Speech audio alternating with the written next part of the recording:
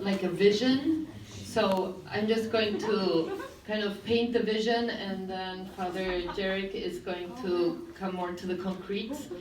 But we thought in the middle and at the center is Christ, especially Christ in the Eucharist, and from there comes the fire that should be burning both in the mentors, in the adult mentors, and in the ECYD kids. And it's the kind of the mission of the adult mentors to nourish that fire in the hearts of the children by, let's say, throwing logs into the fire.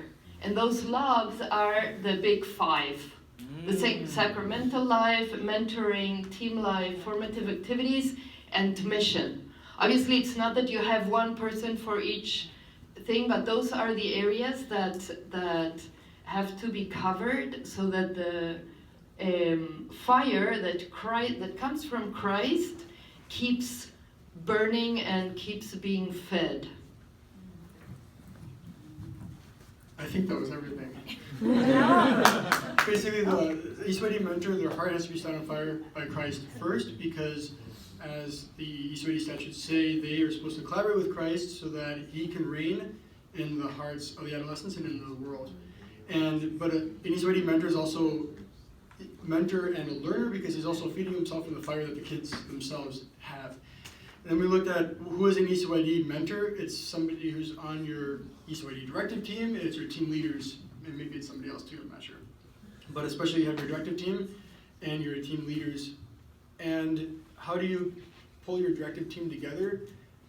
And we didn't have a full consensus, but an idea for that, which I think I got from Father Patrick, was kind of like a fire. We used to have a fire. You could either do a directive team based on a fire, those areas, and you can just ask somebody else if you don't know what that means, or bring it up by the big five, and have somebody covering each of the five. So if you have sacramental life, we go through our, Father John Connors talk about our 3 core competencies: spiritual experiences, small groups, and personal accompaniment.